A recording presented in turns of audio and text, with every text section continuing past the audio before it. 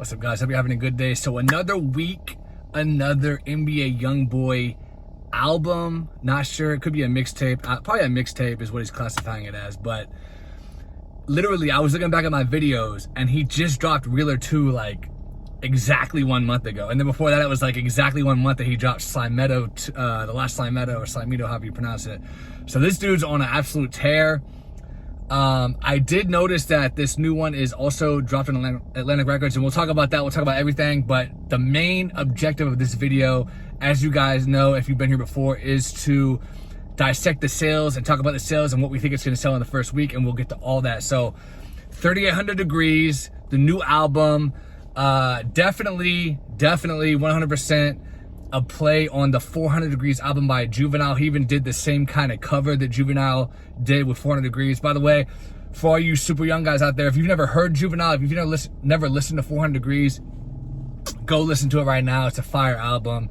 I'm sure you'll like it. Some of the songs definitely have aged badly, but there's still some fire on there, a lot of fire songs. So go check that out. Juvenile, he's had some classics.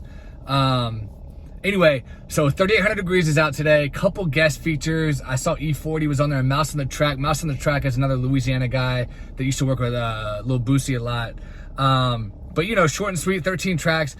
Again, I'm just absolutely shocked that he dropped again. And what's crazy is, okay, so I was confused about his label situation, right? Because there were reports that he left Atlantic Records and signed with I believe Motown Records, which is where he has his Youngboy label deal.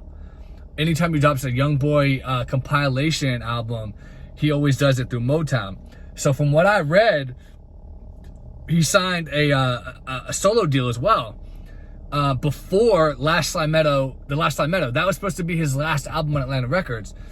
But then he dropped Realer 2, and if you looked at the credits, it said Atlantic Records. And now also, if you go check the credits on 3800 Degrees, it just came out today, it also says in the credits Atlantic Records. So I was like, what's going on, right? But then I was watching a video by DJ Academics, and he explained the situation. He said what's happening is, whenever NBA Youngboy left Atlantic Records, and this is very common in the music industry, whenever an artist leaves a record label, there's in the contract it stipulates that for a certain period of time you're not allowed to drop music. Usually it's a year, sometimes 2 years, maybe even as low as 6 months.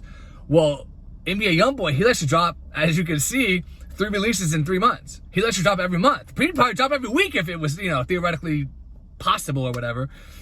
So what DJ Academic said, which I found interesting, was, and I don't know if this is fully true. I don't know if this is fully true, but this is what he says, and it makes sense. Because of that period of time where he's not allowed to drop music, he can do one album deals with Atlantic. They're like, okay, look, you can put it out, forget about the whole year thing, as long as we get to distribute it for you. So they're still getting a little cut of the bread. He's not technically signed to Atlantic Records, but if he wants to keep dropping in that year span, he has to drop through Atlantic Records until his new deal at Motown can go into effect. So kind of a convoluted situation, but you know, NBA Youngboy, he likes to drop. And his fans got to be happy, man. Like, I wish that some of my favorite artists, like Lil Wayne, would drop every month. I mean, he used to back in the day, but he's kind of slowed down lately. I wish that Gucci Mane would get back to dropping every month. Like, some of these other artists. But for huge NBA Youngboy fans, that's really cool that he's dropping constantly. I think more artists should do that because rap has been very dry and slow lately. But anyway, having said all that, what's it going to sell the first week? So if you go back and watch my Realer 2 video, that album dropped in the middle of a week on a Wednesday. Okay? So because of that, it only sold about, I want to say 5,000 or 6,000 copies in the first week after 2 days of tracking.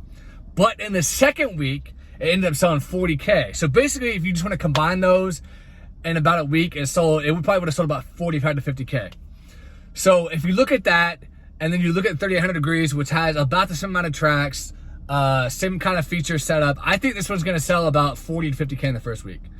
That's just what I'm thinking. It could go up to 60, but just because he's dropping so much, and even though his fans love it, I just feel like the promotional efforts go down a little bit.